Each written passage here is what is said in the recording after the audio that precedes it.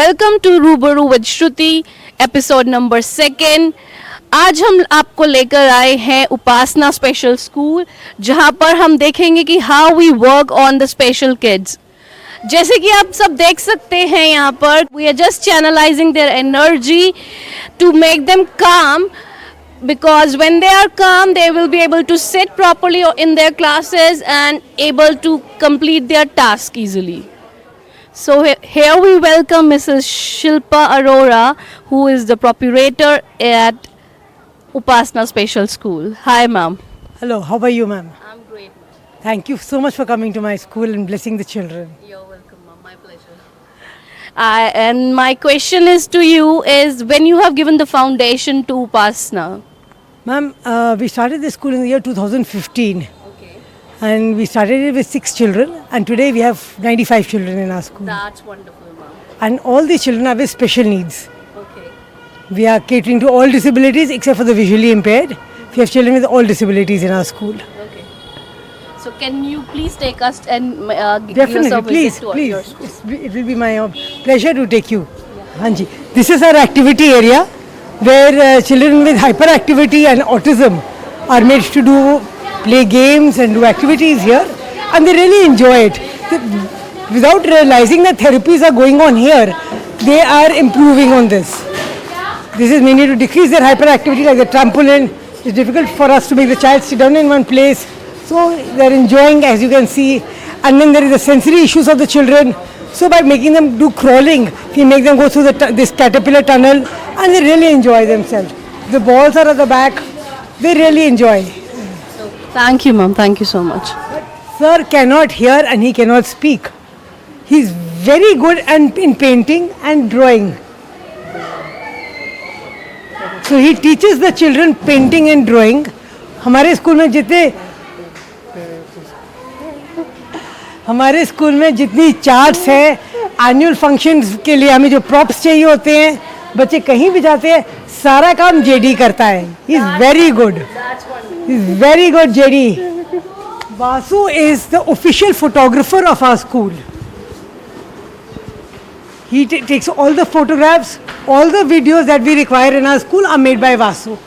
He is also helping us make the videos and examination papers कौन बनाएगा? Examination papers. Yes, he'll be doing that also, and he helps in the occupation therapy also.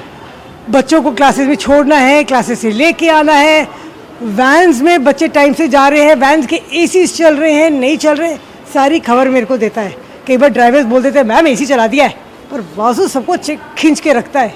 नहीं ma'am उसने नहीं चलाया, ऐसे ही बोल रहा है ड्राइवर, बच्चे गर्मी में आए हैं. राइट वासु? गुड. आपकी क्लास पे जो बच्चे हैं, विद्यार्थी हैं, उनको कौन कौन से इश्यूज है और किस डिसेबिलिटी से वो गुजर रहे हैं? First of all, thank you and good morning.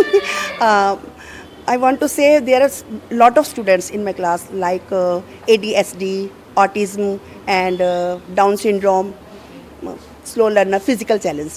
लेकिन सबसे ज़्यादा प्रॉब्लम तो हमें उसी में आती है, ऑटिज्म में आती है, क्योंकि these students can't concentrate. But there are so many facilities, autism, all therapies, all therapy rooms, so we can handle. So have you seen some changes in your students? Yes, ma'am. A lot of improvement. Like how much percentage you will give to your child when they come to your class first time, और अब कितनी percentage आप difference देखा है आपने? Improvement उनकी हो रही है, क्योंकि सभी जितने भी हमारे स्पेशल एजुकेशन हैं, कोई प्रॉब्लम यहाँ पहले था हमारा 60, अब मैं कह रही हूँ 95 above. 95%. That's wonderful, ma'am. Thank you so much, ma'am. And how much difficult is to make them learn? Ma'am difficulty तो होती है, क्योंकि मेरे पास जो स्टूडेंट्स हैं मैम वो HI स्टूडेंट्स हैं, हेयरिंग इम्पेयर्ड है, ऑटिज्म है, स्लो लर्नर है, डिस्ग्राफिया है बच्चों को, तो उनको थोड़ी बहुत डिफ़िकल्टीज़ होती है, but we can handle it ma'am. Okay. So अगर आप देखें तो कितना टाइम ड्यूरेशन बच्चे को लगता है एक लेसन प्लान लर्न करने में या फिर एक क्वेश्चन लर्न करने में? मैम एक्चुअली बच्चे स्लो लर्नर भी है, बहुत जल्दी भूल भी जाते हैं, तो उनको 1 मंथ में दोबारा रिसाइकल कराना होता है, दोबारा उन्हें रिवीजन करानी होती है. अभी मैं प्रीवियस बताऊँ तो 2023 में हमारा जो 10th-12th का रिजल्ट था मैम वो 93% था, और हमारे 12th के स्टूडेंट्स थे आदित्य, उसकी ऑल सब्जेक्ट में डिस्टिंक्शन थी. आप अपनी क्लास के स्टूडेंट्स के बारे में? मेरा नाम मैम कीर्ति है। मैं वोकेशनल की टीचर हूँ। जो बच्चे 30 अबव हैं, 30 या 40 अबव, जो अब एकेडमी नहीं कर सकते, उनको मैं वोकेशनल की ट्रेनिंग देती हूँ। जैसे एनवलप बनाना, वॉल हैंगिंग बनाना, ताकि वो आगे चल के कोई अपना काम कर सके। ठीक है, thank you ma'am. Ma'am your good name? Agampreet Kaur. Ma'am आप कौन सी क्लास लेते हैं? मैम मैं प्री प्राइमरी क्लास लेती हूँ यहाँ पे।